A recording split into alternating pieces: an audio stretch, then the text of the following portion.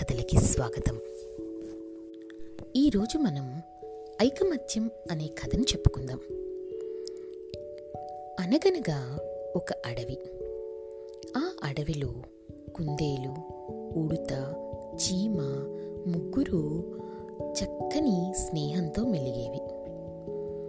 ఆ అడవికి రాజు సింహం, మరి మంత్రి జిత్తుల మారి నక్క. సింహానికి సలహాలనిస్తూ అది ఇచ్చే మాంసం మీద ఆధారపడి కుటుంబాన్ని నెట్టుకొస్తోంది.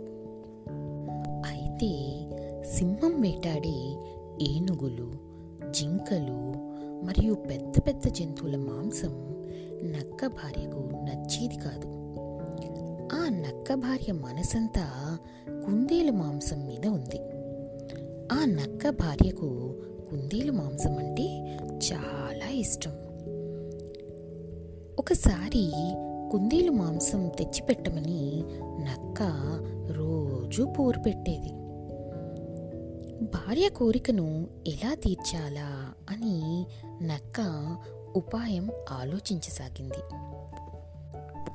ఒకరోజు సాయంత్రం అలా ఆలోచిస్తూ నడుస్తున్న నక్కకు చెట్టు కింద ఆడుకుంటున్న కుందేలు, ఉడత, చీమ కనిపించాయి. వాటి దగ్గరకు వెళ్ళి ఆలోచించి నక్క ఈ విధంగా చెప్పింది. చూడండి, మేము రేపటి నుంచి మాంసాహారాన్ని మానేద్దాం అనుకుంటున్నాం. అందుకని మీలాంటి మంచి మిత్రులను పిలిచి వాళ్ళకి చక్కని పాయసాన్ని వండి పెడదామని మా భార్య ఆలోచన. అందుకని మీలాంటి మంచి మిత్రులు మా ఇంటికి వస్తే మేము చాలా ఆనందిస్తాము అని ఆహ్వానించింది నక్క. ఆ మాటలు నమ్మి ఆ స్నేహితులు వాళ్ళ ఇంటికి రావడానికి అంగీకరించారు.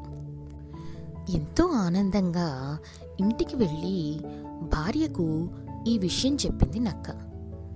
చూడు, ఆ మిత్రులు ఇంటికి రాగానే వాటిని మనం చంపేసి తినేద్దాం అని నక్క భార్యతో చెప్పటం విన్నది ఉడత.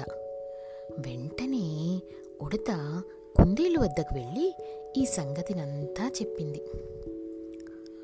అమ్మో, చూశారా నక్క ఎంత ఆలోచన చేసిందో. ఒకవేళ ఉడత ఈ విషయం వినకపోయి ఉంటే మనకి ఎంత ప్రమాదం జరిగేది అంది చీమ.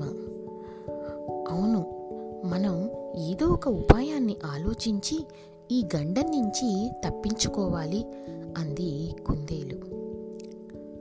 ఏం చేద్దాం అని ఆలోచించి చీమ, ఉడత, కుందేలు ముగ్గురు మిత్రులు తమ తమ స్నేహితులందరినీ పిలుచుకొని అందరూ కలిసి నక్క ఇంటికి వెళ్ళాయి. ముందుగా చీమలు నెమ్మదిగా ఇంట్లోకి ప్రవేశించి నక్కల జంటను బాగా కుట్టేశాయి. మిగిలిన ఉడతలు, కుందేళ్ళు ఆ నక్కలను కట్టేసి చీకటి గుహలో పడేశాయి. చీకటి గుహలో పడేసి చక్కగా వచ్చి ఆ నక్కల జంట చేసిన పాయసాన్ని హాయిగా ఆరగించాయి. అన్ని జంతువులు కూడా మళ్ళీ అనుకున్నాయి, మనం అందరం కూడా ఇలాగే ఐకమత్యంగా ఉండి ఎలాంటి అపాయాన్ని వచ్చినా కూడా మనం తప్పించుకుందాము అని అనుకున్నాయి. చూసారా, ఐకమత్యంగా ఉంటే ఎలాంటి అపాయాన్నైనా కూడా సులువుగా తప్పించుకోవచ్చు. అందుకే ఎప్పుడూ కూడా కలిసిమెలిసి ఉండటానికి ప్రయత్నం చేయాలి.